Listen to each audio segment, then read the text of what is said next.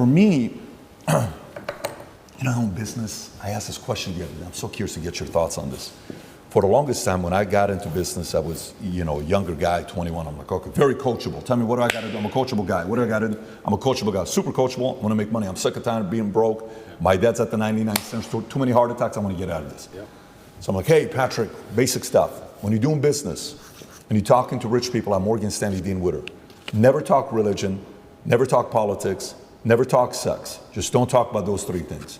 I said, okay, guess what? Never talk politics, never talk religion, never talk sex. No problem. We're going to business. So what do you think about the political climate today, Patrick, David? Oh, what do you think? Well, I think this, but what do you think, Patrick? I don't know, quite frankly, I think I'm trying to figure it out for myself right now, but we'll see what's going to happen, like, whatever way you're deflecting and you kind of go on your phone. Hey, what do you think about God? What is your opinion on Islam or Muslim? Well, for me, you deflect that. Eventually you're sitting there, you're like, the people that I know at that level want to talk about those three topics. Now, sex is maybe off camera and they're kind of having fun with it, but they want to talk about politics and religion. So we, for the longest time, have been silenced, and now the ESG community, all this time they've told us to stay quiet, and they're saying what? They're talking politics, they're talking religion, and they're talking sex. Sex the way through LGBTQ, what's wrong with that? What's wrong with it? It's normal, it's normal, it's normal. No, it's not normal. Well, listen, you guys shouldn't talk about politics and sex and religion, you shouldn't be doing that. And then you see this one, during COVID, one pastor, Australia, a Syrian man, I don't know what his name is, Vinny, what's his name? The Syrian pastor, priest from Australia. And he was fighting all the anti-COVID guidelines, and his stuff is going viral, he's doing this. And you've seen these messages. Some of the people that stood up, they stood up because they feared God, okay? And for you, with your life, it's been interesting watching you go through your evolution of your faith. Pre-2022, former atheist, couple of the things you've said in the past, God isn't real because you can't prove it. Okay, kind of like, that was more the Malcolm X argument, right? Bad things happen to good people and good things happen to bad people far too often for God to exist. I'm the center of my universe. That's pre-2020. Then gradually you start talking about Christianity and, in 2020 you made a video announcing that you were wrong about what you had said previously about God, right? Now you start saying people who are atheists are angry, bad energy people, and I don't want to be on that team anymore. And even if God is not real, the world is a better place if people do believe in God. I know God is real because there's so much evil in the world that there has to be an equal and opposite force. The devil can't exist if God does not. And if you look at the world today, it is very obvious that the devil does not exist. And I'll go to the last one here with Muslim. Quotes from you. Christians don't have a religion anymore because they tolerate everything and stand for nothing. And by the way, I actually agree with you, the fact that they're tolerating way too much. Islam is the last religion on the planet. God is something to be feared, respected, and to prove yourself to, which means you got to earn his right. It's hey, I want to earn your right and your respect, right? How did you go, if you don't mind talking about your own evolution? Because us as men, if you knew me at 25 years old, you probably would have liked to party with me. I was a selfish guy. I was a guy you would have thought I was, right? And we go through this phase of where the selfishness kind of comes down a little bit. You still need to be selfish because you need to be driven, but to the point where you're like, listen, man, I got to really do something. And then somehow, some way, God enters. What's been your evolution of your faith, and where are you at today? I think it's third law, equal and opposite force. What you just said there is absolutely true. There has been equal and opposite force to all the evil in the world. And the equal and opposite force to all that evil has to be God. And I've talked about this at length, even with atheists. And I try and say that regardless of whether you're an atheist or not, you're thinking of God as a man in the sky, but you need to think of God as a concept as a whole. And once you do that, it's impossible to accept that he doesn't exist, right? I said to the atheists, I said, let's say there was 2 islands. You're shipwrecked, right? And there's 2 islands. Both of them are full of savages. On one island, you and your friend are shipwrecked. On one island, your friend goes and he crashes and they kill him and they eat him. And you go to another island and they want to kill you and eat you, but they don't because it's against their religion. Did God save your life? Who cares? Who doesn't even know the name of their God? But their God said, don't kill shipwrecked survivors.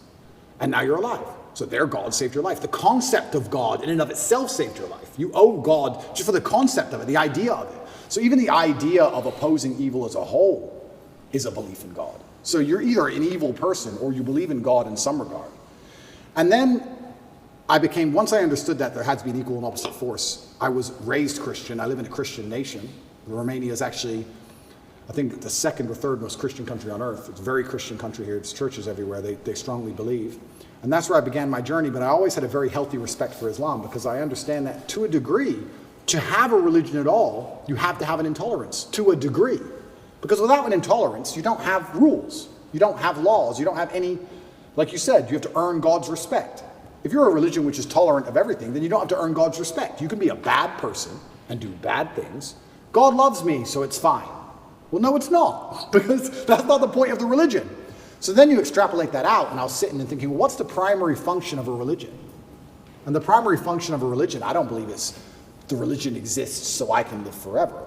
I mean, that's a nice thought. But I think on a macro level, the primary objective of a religion is to restore and contain some degree of traditional value within the society. How do you judge, let me change the way I worded that. How do you judge the success of a religion? I don't think you can judge it by the number of people who join it, because there's lots of people who are Catholic who don't act Catholic. They don't act in any way particularly Christian. Anyone can say they're something. You can walk into a strip club and everyone says they're Christian. It doesn't mean anything, right? So how do you judge the success of a religion? Well, I like to think the best way to judge the success of a religion is how successful is it at fighting evil?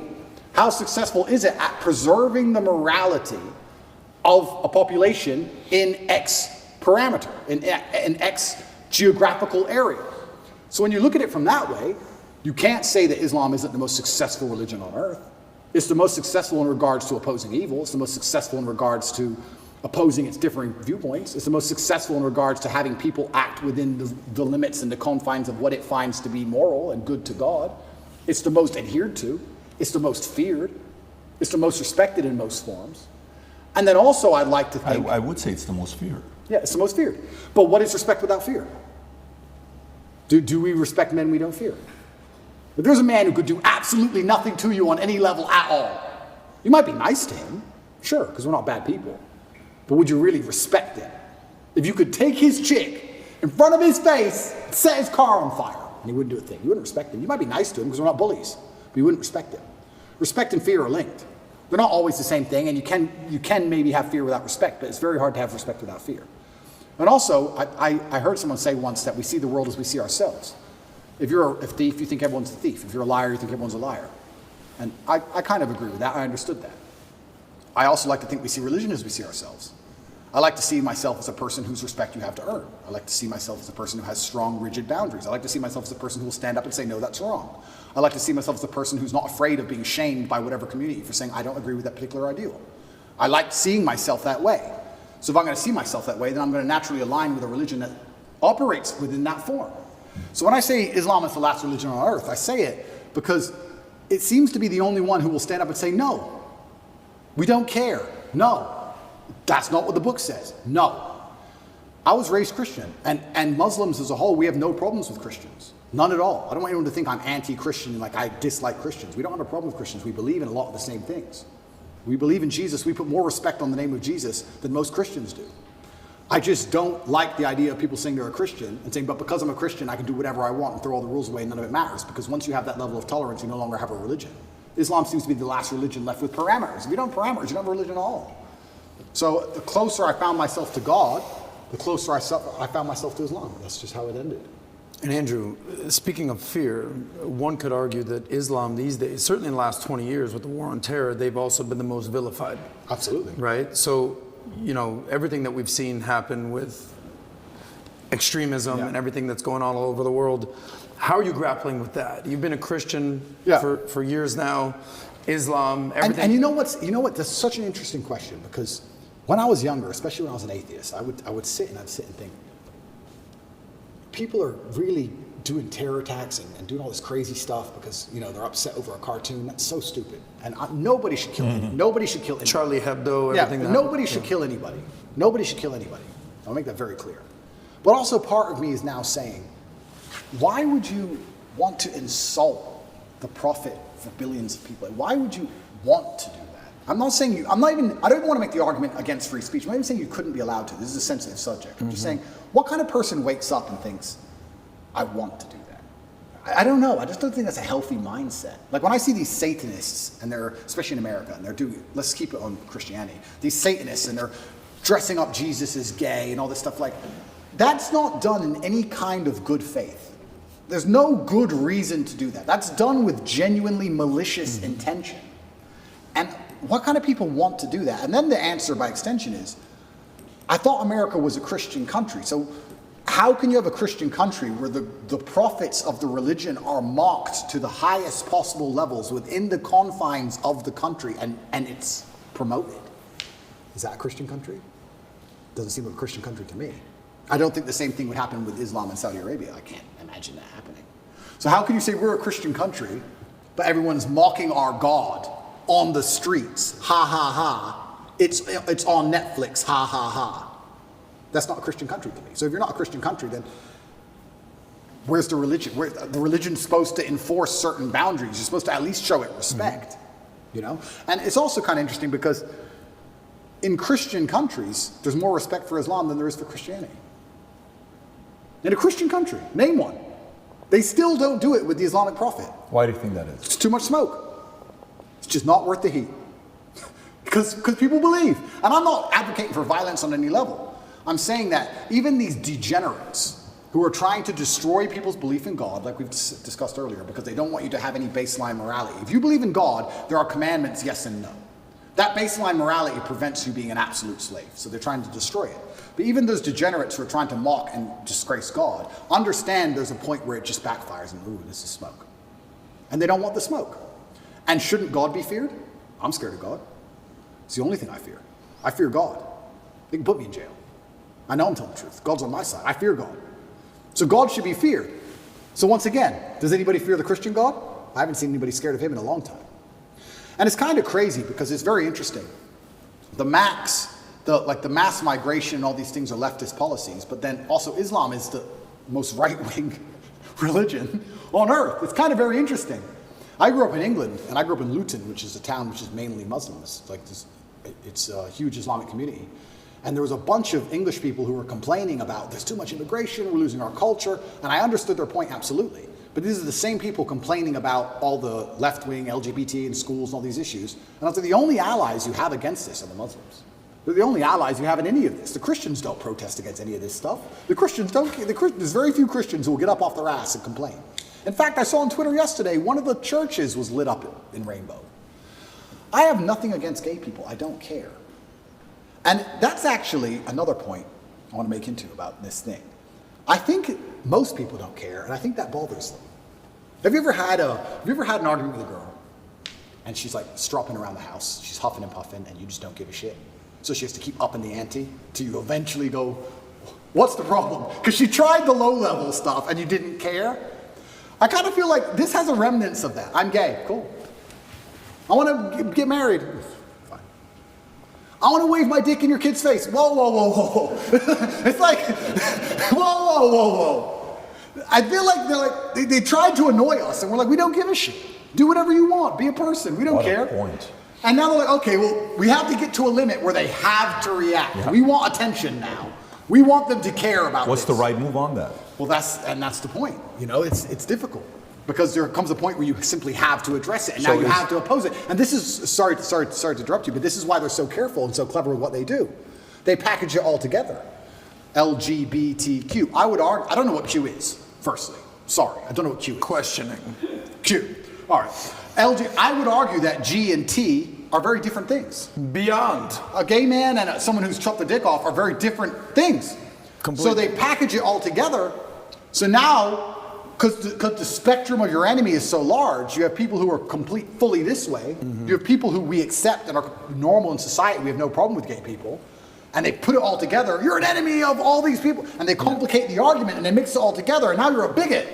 And really you just want your kids to be left alone. Really you just want to leave the children alone. Of course. All you want to do is leave your kids alone. And then it's like, okay, I'm now raising children. I have more children than most people would believe.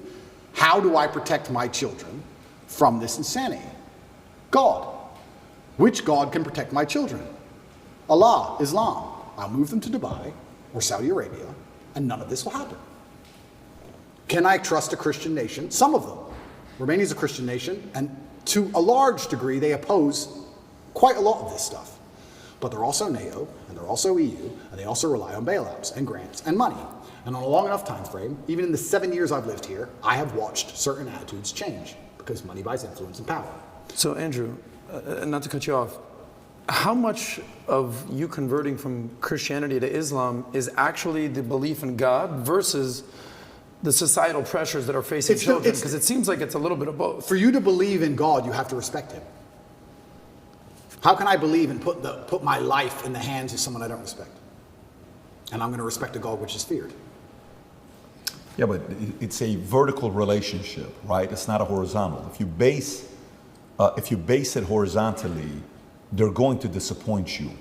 If you think about, if you're going to believe, let's go believe Prophet Muhammad, his teaching, and let's go believe the Bible, NIV, and Jesus, Father, for God so loved the world that he gave his, you gave your son for me. Let's say that's true. And you're doing it based on faith. Who would do such a thing for me? What a level of sacrifice for you to do that. Who am I for you to be so worried about me? If you look at it from that angle, it's not necessarily coming from a place of fear. It's coming from a place of grace. It's coming from a place of love. It's coming from a place of, a different feel. Because I do believe the part that upsets me is the fear aspect, that they're allowing others to mock your God, to mock Jesus, to mock whatever religion it is you're a part of, and you're kind of like, oh, they're just funny, man. No, it's not funny. You just crossed the line. Like JC has that one line where he says, don't tell me why what the guy said about me. Tell me why he was so comfortable saying it to you. 100%. Tell me why he said comfortable to you. So I think that's the part about faith. I understand when you're saying the fear and the respect side. So that's the part where fear is needed. I totally agree. But the part where you were making a point about LGBTQ, you're like, I don't even know what Q stands for, is questioning. And then you're like, well, gay, okay, cool. Trans, listen, man, spectrum. And he said if we were to say which religion's the far right, it's going to be Muslim. Totally get it. They're on the far right. Christian today is kind of going center left today. Like they're kind of being soft right now. Okay. So if I want to raise my kids, I want to take my kids to Dubai, and I'm going to take my kids to Saudi Arabia. Why? Because I'm defending against some of these immoral philosophies that they have. I don't want to go there. I actually understand that argument. Yeah, and I truly, and I want to make one more point, I do believe there is one God, and I believe there's many different paths to God. And I'm not a religious scholar, and I'm not an expert on Islam. I'm doing my best, and I'm reading the Quran as often as I can. And it does say that Christians on the day of reckoning will see how close they were to the truth. And we are allies. We are not enemies in any regard, Christians and Muslims. And I do believe that the idea of Christians and Muslims shaking hands and saying, let's put an end to a lot of this garbage would be fantastic. I'm not anti-Christian in any regard. I just found myself, as I became more and more religious, seeking and looking for a faith which not only I could be proud of, but a faith which was guiding in regards to, I don't know what a Christian would answer to certain questions nowadays. What does a Christian answer to? I'm a transsexual and I want to show your kids my genitals. What's a Christian? Well, a Christian's supposed to say no, do they? I know what my Muslim friends would say. I don't know. If you're a Christian, I don't know how you're supposed to act. I don't know what you're supposed to adopt. I don't get it anymore. The true believer says the true no. believer. The true believer. Yeah. But how many are true believers? I don't know. I see all over Twitter, all these churches are losing their minds. It seems very complicated. Islam seems very, very simple. You know what's right, you know what's wrong.